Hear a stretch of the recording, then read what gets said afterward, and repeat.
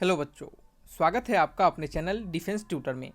आज की इस वीडियो में हम बात करने वाले हैं कोस्ट गार्ड, नाविक, जीडी, डीबी और यांत्रिक के लिए स्टेज 1 सेक्शन 1 के मैथमेटिक्स के चैप्टर अलजेब्रा के पार्ट 2 को। इससे पहले हमने आपके लिए प्रैक्टिस के 01 लेक्चर्स दे चुके हैं, यानी आपके हमने इससे पहले एक और लेक्चर दिया है जिसमें कि हमने 10 क्वेश्चंस आपके लिए करवाया है। इस वीडियो में भी हम आपको कुछ 10 क्वेश्चंस करवाएंगे और आने वाले समय में बहुत सारे आपके अलजेब्रा के क्वेश्चंस प्रैक्टिस सेट यहाँ पे लगातार एक्सपेक्टेड क्वेश्चंस को करवाया जाएगा। और इन सभी एक्सपेक्टेड क्वेश्चंस को आप ध्यानपूर्वक सुनिएगा, क्योंकि ये सभी आपको एग्जामिनेशन में बिल्कुल हेल्प करेंगे।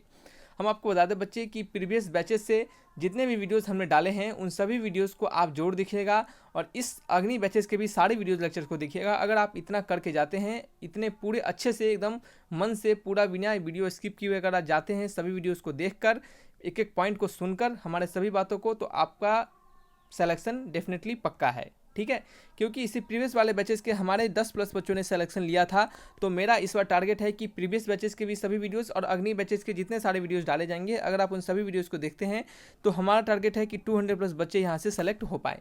और ये इतना बड़ा आंकड़ा तभी पॉसिबल होगा जब आप हमारे साथ रहेंगे और आप हमारा साथ देंगे। जिस प्रकार से पढ़ाया जा रहा है उस प्रकार से पढ़ते चलेंगे। जितना ज़्यादा आपका रिस्पॉन्स आता है बच्चे, हम उतना तेज़ी से जल्दी से वीडियोज़ हम डालने की कोशिश करेंगे। तो चलिए स्टार्ट करते हैं वीडियोज़ को, वीडियो में आगे बढ़ते हैं।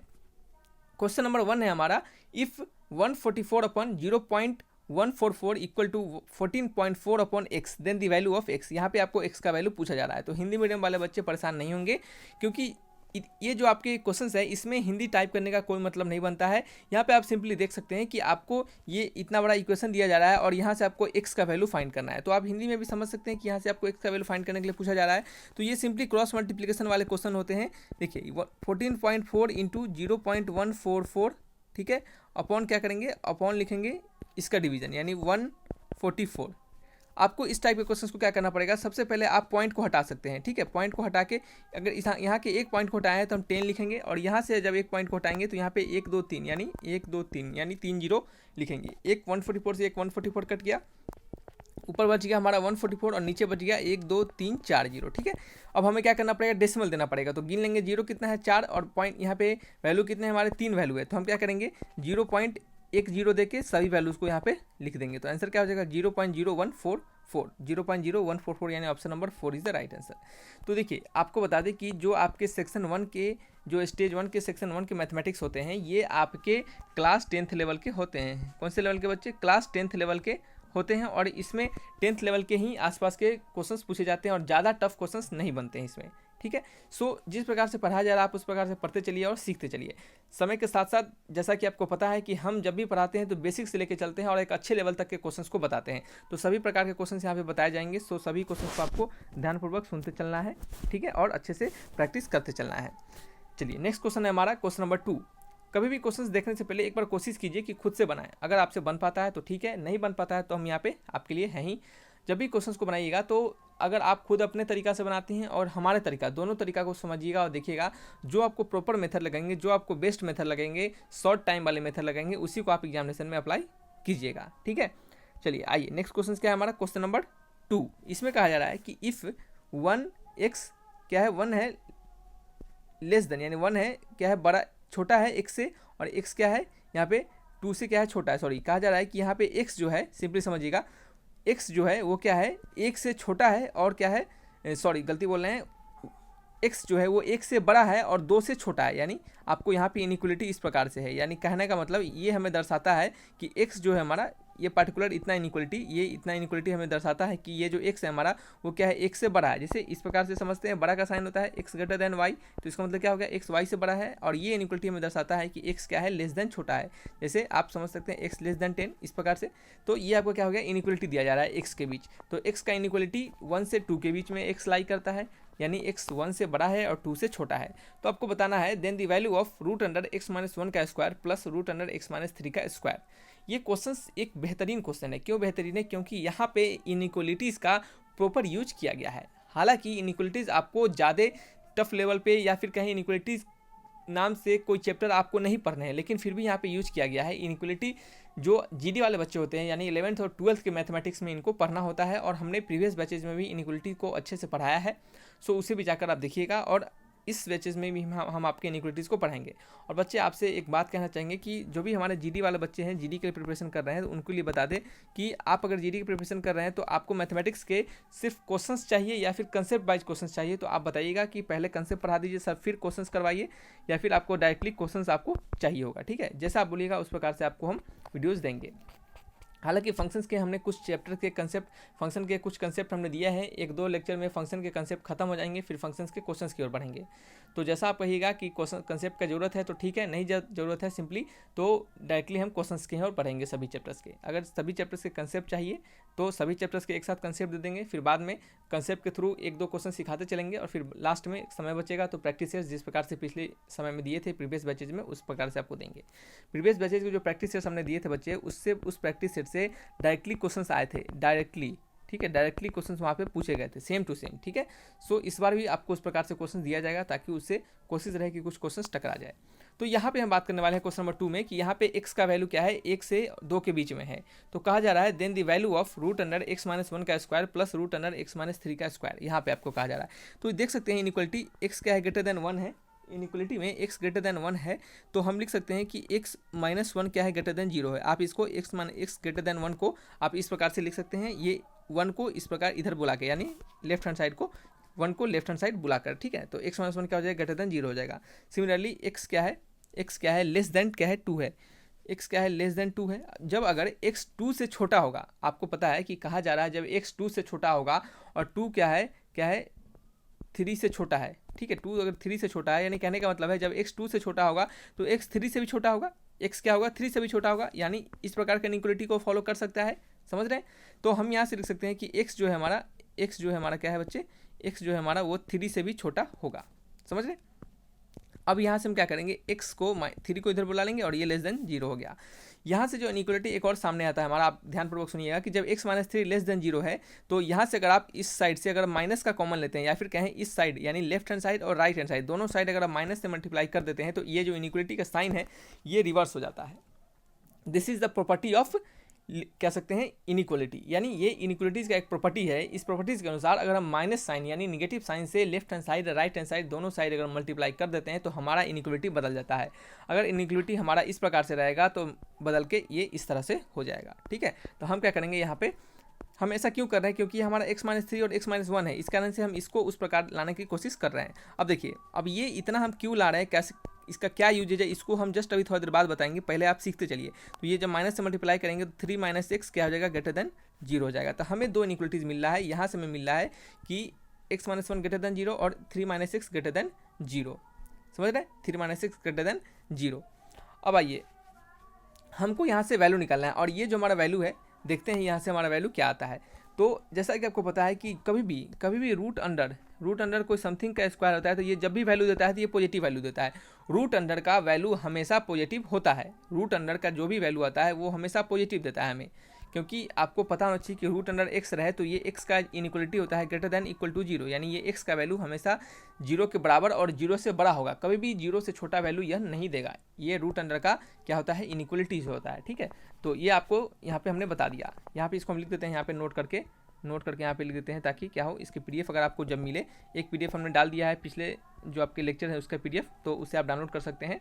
ठीक है, तो पीडीएफ बनाने में थोड़ा सा समय लग जाता है, तो इस कारण से थोड़ा आप समझिएगा बात को। तो ये जो नोट है यहाँ पे हम आपको लिखेंगे कि रूट अंडर एक्स रहता है तो इसका इनइक्वालिटी क्या होता है, इसका inequality x greater than equal to 0 होता है। तो ये आप याद रखिएगा। तो यहाँ से हम देख सकते हैं कि ये जो हमारा एक्स माइनस 1 का स्क्वायर है, इसका रूट है, तो ये हम समझ सकते हैं कि जब x माइनस 1 ग्रेटर देन है 0 से, जब x माइनस 1 हमारा 0 से बड़ा है, तो हम सिंपली कह सकते हैं कि इसका स्क्वायरिंग भी क्या होगा, ये 0 से बड़ा होगा, तो ये स्क्वायर से ये रूट हट जाएगा और वैल्यू क्या आ जाएगा, सिंपली x माइनस 1 आ जाएगा, क्योंकि ये क्या हो रहा है, पॉजिटिव वैल्यू से खुल रहा है। उसी प्रकार x माइनस 3 और 3 माइनस एक्स, एक्स माइनस 3 और 3 माइनस एक्स दोनों के स्क्वायर क्या होते हैं, इक्वल होते हैं। तो आप x माइनस 3 का स्क्वायर को 3 माइनस एक्स का होल स्क्वायर लिख सकते हैं। हम इसको पॉजिटिव इसके लिए ला रहे हैं क्योंकि हमें पता है कि x का वैल्यू रूट अंडर में x का वैल्यू निगेटिव होता है, यानी रूट के अंदर जो भी ये जो वैल्यू है, इतना बड़ा झंझट, इसका वैल्यू हमेशा पॉजिटिव होगा। तो इसको हमको पॉजिटिव लाना है, तो हम इसको पॉजिटिव कैसे लाएंगे, 3 माइनस एक्स का वैल्यू क्या करेंगे, ग्रेटर देन 0 करेंगे। तो ये हमें पता चला कि 3 माइनस एक्स स्क्वायर क्या है, ग्रेटर देन 0 है। तो ये एक्स माइनस थ्री स्क्वायर भी ग्रेटर देन जीरो होगा। तो यहाँ से हमें खुल के क्या मिलेगा, जब भी पॉजिटिव वैल्यू मिलेगा तो पॉजिटिव वैल्यू हमारा क्या है, थ्री माइनस एक्स है। ठीक है, तो x minus one plus three minus x, x से एक्स कट गया, वैल्यू क्या हो गया माइनस वन प्लस थ्री, यानी क्या हो गया आपका आंसर टू हो गया। Option number two is the right answer. समझ रहे हैं इस क्वेश्चन को कैसे समझना है आपको यहाँ पे प्रॉपर इनइक्वालिटीज को चेक करना है।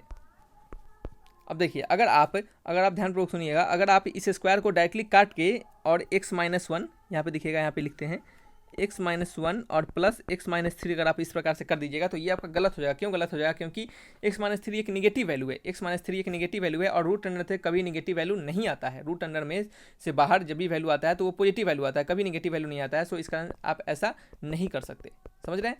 सो इस कारण से हमने ऐसा नहीं किया है इसे। ठीक है, चलिए समझ में आ चुका है, अब आपको कोई प्रॉब्लम नहीं होगा। एक सेकेंड रुक जाइए, चलिए ठीक है। क्वेश्चन नंबर हम नेक्स्ट क्वेश्चन की ओर बढ़ते हैं। क्वेश्चन नंबर हमारा क्या है, क्वेश्चन नंबर थ्री है। क्वेश्चन नंबर थ्री में कहा जा रहा है कि given that 10 to the power 0.48 equal to x, 10 to the power 0.70 equal to y, then x to the power z equal to y square, then the value of z is close to. तो z का value क्या होगा, आपसे ये पूछा जा रहा है। ठीक है, तो यहाँ पे देख सकते हैं कि x का वैल्यू में दिया जा रहा है 10 टू द पावर 0.48 और y का वैल्यू क्या दिया जा रहा है, y का वैल्यू दिया जा रहा है 10 टू द पावर 0.70।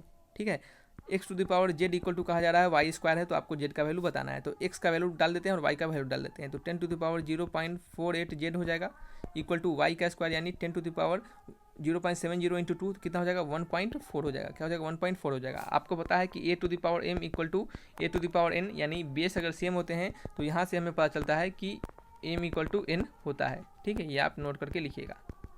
ठीक है, ये आप नोट करके लिखिएगा। यहाँ पे क्या होता है m इक्वल टू n हो जाता है। तो यहाँ से 0.48 z इक्वल टू क्या हो गया 1.4 हो गया।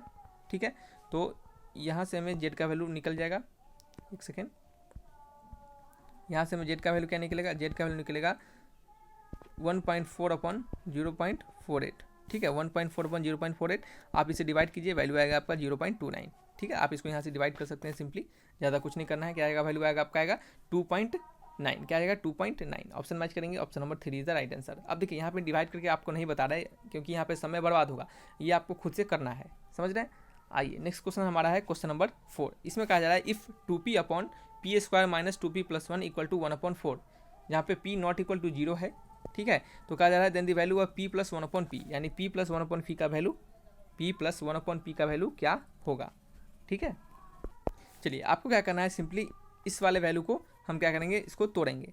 तो p square minus 2p plus 1 upon क्या है 2p है इक्वल टू क्या हो गया 4/1। इसको हम ऐसा लिख सकते हैं रेसिप्रोकल करके सिंपली। तो यहाँ से जब रेसिप्रोकल करके इसको हम लिखेंगे तो इसको क्या, इस 2 को क्या करेंगे हम इधर साइड लेकर मल्टीप्लाई कर देते हैं। तो ये आपका हो जाएगा p square minus 2p plus 1 upon p equal to क्या हो जाएगा आपका, ये 8 हो जाएगा। क्या हो जाएगा 8 हो जाएगा। अब आपको क्या करना है, सिंपली इसको डिवाइड करना है। ठीक है, तो p square upon p plus plus नहीं minus 2p upon p plus 1/p equal to 8। अब कुछ बच्चे यहाँ से क्या करेंगे, p का वैल्यू निकालने की कोशिश करेंगे और इस p का वैल्यू निकाल के इसमें पुट करेंगे। तो ये आपका लेंदी मेथड हो जाएगा। तो आपको ऐसा नहीं करना है, आपको समय बचाना है एग्जामिनेशन में। तो आप क्या करेंगे, थोड़ा सा दिमाग लगाएंगे और इसको क्या करेंगे, इसको p से सिंपली भाग कर देंगे। जहाँ पे जो भी कॉन्स्टेंट होंगे उसको हटा देंगे, यानी 2 कॉन्स्टेंट था इसको हमने यहाँ बुला के हटा दिया और हटाने के बाद जो हमारा p बच जाता है उसको क्या करते हैं, सिंपली अलग अलग हर एक क्वान्टिटी से ऊपर से डिवाइड कर देते हैं। तो यहाँ से हमें p से p कटेगा वैल्यू आ गया p, ये p से p कटेगा वैल्यू आ गया -2 और ये हो गया प्लस 1/p इक्वल टू 8 हो गया। तो p plus 1/p equal to क्या हो गया 8 माइनस 2। तो p plus 1/p equal to क्या हो गया 8 माइनस 2 कितना होता है 6। ठीक है, वैल्यू क्या आ गया, p प्लस 1/p का वैल्यू 6 आ गया। ठीक है, एक सेकेंड, कुछ गलती हो रहा है क्या, नहीं माइनस नहीं, ये तो प्लस हो जाएगा ना, क्या हो जाएगा ये प्लस हो जाएगा। तो 8 + 2 कितना हो जाता है 10 हो जाता है। ऑप्शन मैच करेंगे, option number 3 is the right answer. ठीक है, चलिए नेक्स्ट क्वेश्चन क्या है, क्वेश्चन नंबर 5 है। If 5 to the power 5x plus 5 equal to 1 then x equals. कहा जा रहा है कि 5 to the power 5x plus 5 का वैल्यू आपको 1 के बराबर दिया जा रहा है, तो आपको x का वैल्यू यहाँ से फाइंड करना है। ठीक है, तो देखिए 5 to the power 5x plus 5 ये वैल्यू आपको, ये क्वेश्चन सभी बच्चों से बनना चाहिए, ये बहुत ही ईजी क्वेश्चन है। आपको बता दें कि किसी भी अगर आप 1 को बात करते हैं तो 1 को आप 5 टू द पावर 0 भी लिख सकते हैं, 1 को आप 1 टू द पावर 0 भी लिख सकते हैं, 1 को आप 1000 टू द पावर 0 लिख सकते हैं।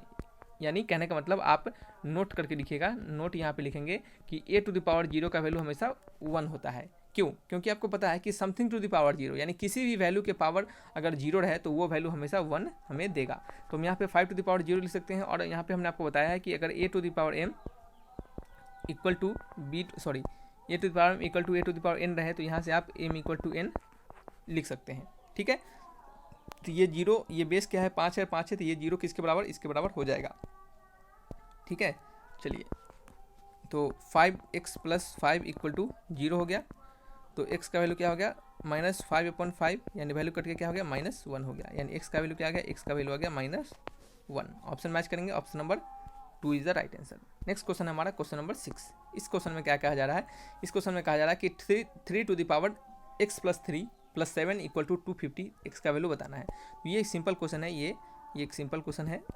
देखिए 250 में से क्या करेंगे, 7 को सब्ट्रैक्ट कर देंगे, 3 टू द पावर क्या हो जाएगा, 3 to the power x plus 3 हो जाएगा इक्वल टू 256 में 250 में से जब 7 सब्ट्रैक्ट करेंगे तो ये आपका कितना वैल्यू आ जाएगा बताइए। 250 में से जब 7 सब्ट्रैक्ट करेंगे तो ये आपका वैल्यू कितना आ जाएगा बच्चे, ये आपका वैल्यू आ जाएगा 243, क्या हो जाएगा 243 हो जाएगा। ठीक है, अब 243 को आप क्या लिख सकते हैं, 243 को आप 3 टू द पावर 5 लिख सकते हैं।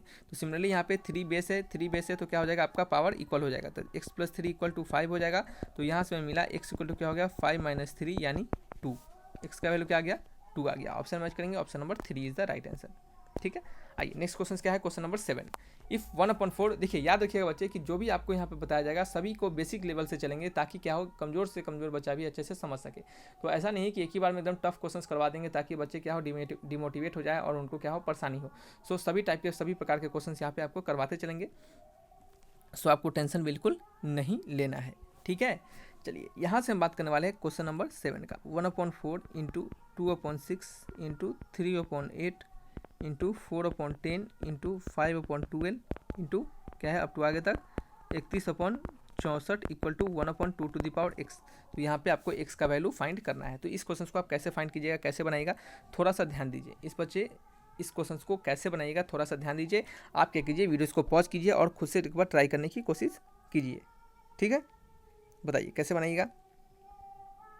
चलिए देखिएगा, ध्यानपूर्वक समझिएगा इस क्वेश्चन को हम कैसे बनाएंगे। इस क्वेश्चन को इस प्रकार के जब भी क्वेश्चन आए आपको तो थोड़ा सा दिमाग लगाना पड़ता है, बस थोड़ा सा, ज़्यादा कुछ नहीं करना होता है। देखिएगा इसमें एक पैटर्न होता है, उस पैटर्न से ये क्वेश्चन कटते हैं। इस ऐसे टाइप के क्वेश्चन में एक पैटर्न होता है और उसी पैटर्न से हमारे हर एक टर्म्स कुछ टर्म से कटते हैं। जैसे देखिएगा ये 2 है, ये 4 से कटेगा 2 टाइम्स, इसी प्रकार 3 कटेगा 6 से 2 टाइम्स, 4 कटेगा 2 टाइम्स, 5 कटेगा 2 टाइम्स। यानी कहने का मतलब सभी टर्म्स हमारे दूसरे वाले टर्म्स है वो पहले वाले टर्म के नीचे वाले वैल्यू को 2 से कट करेगा। तो यहाँ पे जो वैल्यू आएगा हमारा एक 30 आएगा और नीचे क्या हो जाएगा आपका, ये आपका नीचे क्या हो जाएगा बच्चे 30 के नीचे आपका जस्ट इसके पीछे वाला। जैसे देखिए 4 हो रहा है, 6 हो रहा है, 8 हो रहा है, 10 12, तो मतलब 2 भर रहा है, तो 64 में से 2 घटाएंगे कितना हो जाएगा 62 हो जाएगा। और यहाँ पे क्या आ जाएगा आपका, यहाँ पे होगा आपका 29, क्या हो जाएगा 29 अपॉन क्या हो जाएगा इंटू में यहाँ पे, और ये 62 में से 2 गया तो 60 हो जाएगा। ठीक है, तो सभी वाले वैल्यू इसी प्रकार से करते चले जाएंगे, यानी सभी वैल्यू जो होंगे आपके इसी प्रकार से करते चले जाएंगे।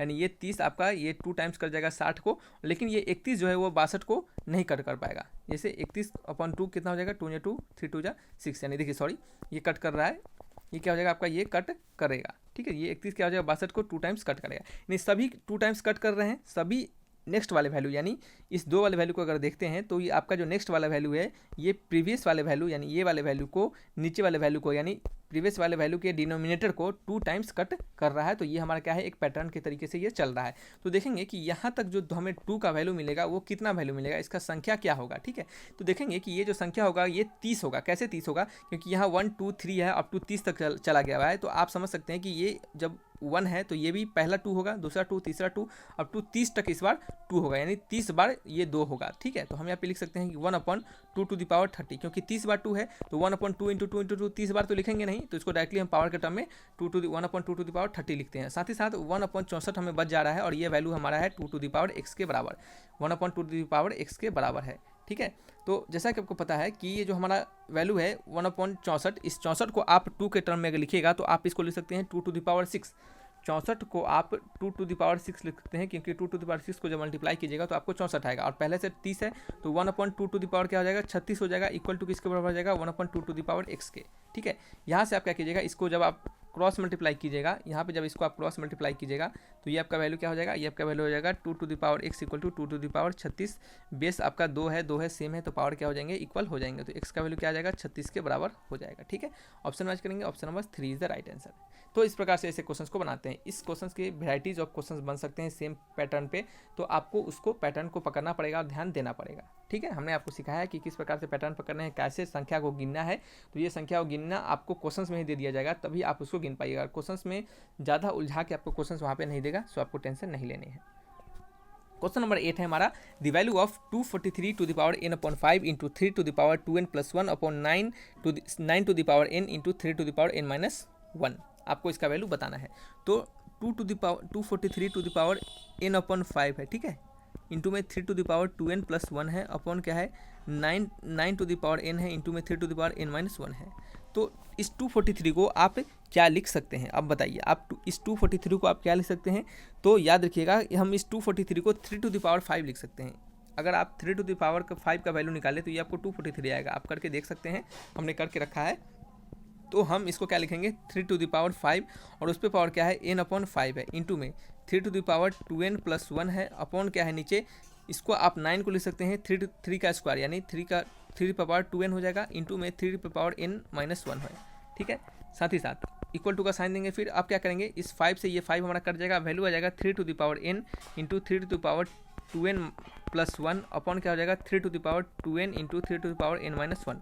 आपको पता है कि बेस अगर सेम रहता है तो पावर क्या हो जाते हैं, ऐड हो जाते हैं। ठीक है, आप इसको ऐसे समझ सकते हैं। देखिएगा, यहाँ पे हम आपको समझाते हैं, यहाँ पे आपको बताते हैं, नोट करके लिखिएगा, नोट, ठीक है, नोट करके लिखिएगा।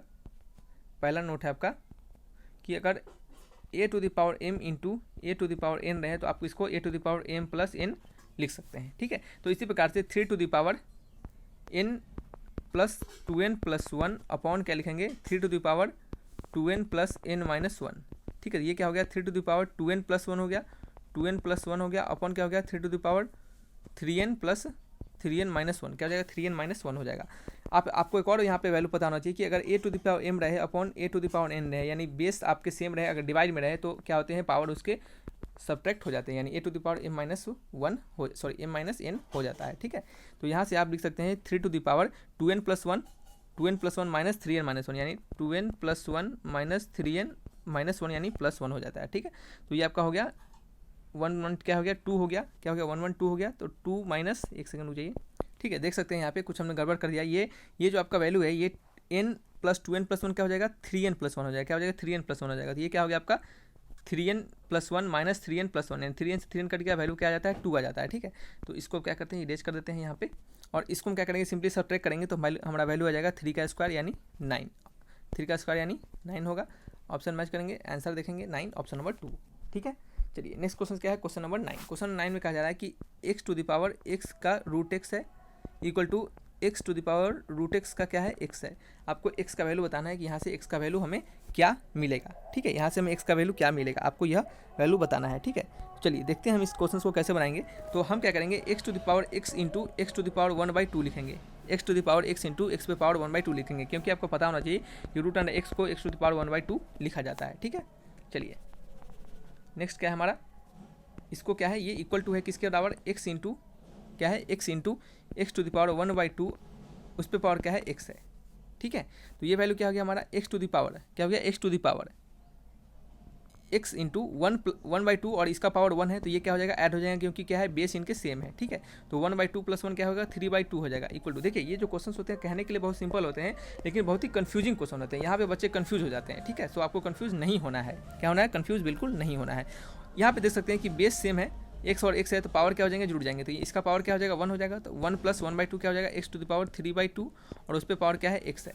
ठीक है, तो अब यहाँ पे हम क्या लिखेंगे, यहाँ पे लिखेंगे x to the power x पे पावर क्या है 3/2 है, क्या है 3/2 है, और ये क्या है आपका, ये है equal to x to the power 3x/2। Base same होते हैं तो पावर क्या हो जाते हैं बच्चे, इक्वल हो जाते हैं। ठीक है, तो पावर इक्वल हो गया, यानी x to the power 3/2 equal हो गया x to the power 3x/2 के। फिर आपको दिख रहा होगा यहाँ पे बेस सेम है, तो ये पावर क्या हो जाएंगे, ये पावर क्या हो जाएंगे, इक्वल हो जाएंगे, यानी 3/2 इक्वल टू 3x/2, 3/2 से 3/2 कट गया, x का वैल्यू क्या आ जाएगा 1 आ जाएगा। ठीक है, x का वैल्यू, एक सेकंड मुझे कुछ गलती हो रहा है क्या, देखिए यहाँ पे क्या गलती हमने कर दिया, एक बार ध्यान से सुनिएगा, जब हमने इसके पावर को बराबर किया तब तक सही था, लेकिन यहाँ पे आप देख सकते हैं ये आपका जो वैल्यू है ये क्या है x टू द पावर 3/2, ये क्या है x टू द पावर 3/2। ठीक है, एक्स टू द पावर 3/2 और ये क्या है 3x/2 है, ये क्या है 3x/2 है, यहाँ पे वैल्यू 3x/2 आ जाएगा क्योंकि ये बेस सेम है तो पावर क्या हो जाएंगे, इक्वल हो जाएंगे। तो पावर क्या है एक्स टू द पावर 3/2, एक का पावर है दूसरे का पावर 3x/2 है, तो हमने ऐसा किया। तो ये एक्स टू द पावर 3/2 है, ठीक है, और इसका क्या है, इसका वैल्यू क्या है -3x/2 = 0 है, आप इसको ऐसा लिख सकते हैं, ठीक है। साथ ही साथ आप एक्स टू द पावर 3/2 को जब आप एक्स टू द पावर 1/2 को आप क्या लिख सकते हैं, एक्स टू द पावर 3/2 लिख सकते हैं, तो आप इसको ऐसा लिख सकते हैं x टू द पावर 1/2, ठीक है, इक्वल टू -3x/2 = 0। देखिए एक्स टू द पावर 3/2 कैसे आया है, देखिए एक्स टू द पावर 1/2 को आप एक्स टू द पावर 3/2 लिख सकते हैं, तो एक्स टू द पावर 3/2 का आप ऐसा भी तो लिख सकते हैं ना, बिल्कुल, यानी रिवर्स में एक तरह से, ठीक है। तो रिवर्स में हम इसको ऐसा लिख दिए, तो यहाँ से हम एक्स कॉमन लेंगे और ये हो जाएगा x to the power 1/2 minus क्या हो गया, एक second, x to the power 1/2 minus क्या हो गया 3/2, ठीक है, इक्वल टू 0, इक्वल टू क्या हो गया 0 हो गया, ठीक है। तो यहाँ से हमें x का 2 वैल्यू मिलेगा, अगर हम इन दोनों टर्म्स को 0 के बराबर करें तो यहाँ से हमें x का 2 वैल्यू मिलेगा, एक मिलेगा x = 0 और दूसरा मिलेगा x to the power 1/2 minus 3/2 = 0। तो यहाँ से तो x का वैल्यू 0 आएगा और यहाँ से आपका आएगा x टू द पावर 1/2 = 3/2। आप दोनों साइड स्क्वायरिंग करेंगे तो x का वैल्यू क्या आ जाएगा 3/2 का होल स्क्वायर यानी 9/4, यानी x का वैल्यू क्या आ गया 9/4 आ गया। एक वैल्यू आ गया x का वैल्यू 0 और दूसरा आ गया x का वैल्यू 9। तो यहाँ पे आपको वैल्यू क्या दिया गया है, वैल्यू दिया गया है आपको x का वैल्यू 9/4, यानी ऑप्शन क्या है, option number 3 is the right answer, ठीक है। चलिए नेक्स्ट क्वेश्चन क्या है, क्वेश्चन नंबर 10 है। इसमें कहा जा रहा है कि इफ़ अगर a का वैल्यू 7 दिया गया हो, क्या है a का वैल्यू अगर 7 दिया गया हो, b का वैल्यू 5 दिया गया हो, c का वैल्यू 3 दिया गया हो, तो आपको वैल्यू बताने हैं a², then the value of a² + b² + c² - ab - bc - ca। आपको इसका पूरे का वैल्यू आपको बताना है। अगर a b c का वैल्यू दिया गया हो तो a का वैल्यू 7, b का वैल्यू 5, c का वैल्यू 3। अगर आप इसको डायरेक्टली पुट करेंगे इसमें, इस पूरे में, तो तब भी आपका आंसर आएगा। आप अगर डायरेक्टली ए बी सी का वैल्यू पुट करते हैं तब भी आंसर आएगा, लेकिन क्या हो जाएगा, यह आपका आंसर लेंदी हो जाएगा, यानी बहुत लंबा चला जाएगा। तो आपको ऐसा बिल्कुल नहीं करना है, क्वेश्चन लंबा लेंदी नहीं जाना चाहिए क्योंकि समय बर्बाद होता है। तो आपको क्या करेंगे, समय बचाने के लिए आपको एक फार्मूला यहाँ पे लिखवाएंगे, उस फार्मूला को रिमेंबर कीजिएगा, a² + b² + c² - ab - bc - ac।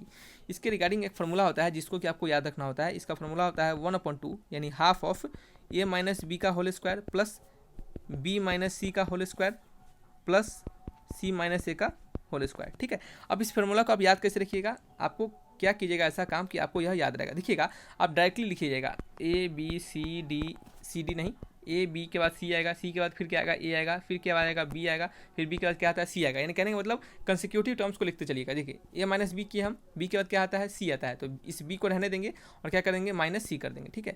फिर c के बाद क्या आएगा a आएगा, तो c को रहने देंगे और क्या करेंगे a को माइनस कर देंगे, ठीक है। इसी प्रकार से आपको यह याद रखने का तरीका होता है, ठीक है। अब वैल्यू पुट करते हैं 1/2 a - b यानी 7 - 5, 7 - 5 का वैल्यू कितना आता है, 7 - 5 का वैल्यू आता है 2, ठीक है। तो 2 का स्क्वायर 4 हो जाएगा, प्लस b - c का वैल्यू यानी 5 - 3 का वैल्यू 2, 2 का स्क्वायर 4, प्लस c - a यानी c - यानी 3 - 7, यानी 3 - 7 का वैल्यू आता है -4 और -4 का स्क्वायर 16 हो जाएगा, ठीक है।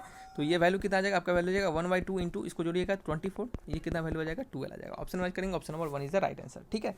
तो ये आपके क्या हो गया 10 इंपॉर्टेंट क्वेश्चन हो गया जो कि आपको प्रैक्टिस करने थे, और इन सभी क्वेश्चंस को बार बार देखिएगा, बार बार सुनिएगा, और किसी प्रकार का प्रॉब्लम होगा तो आप हमें कमेंट बॉक्स में जरूर लिखिएगा।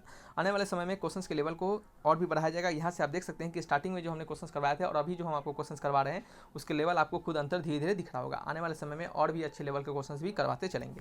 हमेशा बेसिक से लेकर चलते हैं, तो इस बार भी बेसिक से लेकर ही चला जाएगा। तो चलिए बच्चे, इस वीडियो को यहीं तक रखते हैं। वीडियो अच्छा लगा तो लाइक एंड सब्सक्राइब जरूर कीजिएगा। थैंक्स फॉर वॉचिंग वीडियो, तब तक के लिए बाय बाय।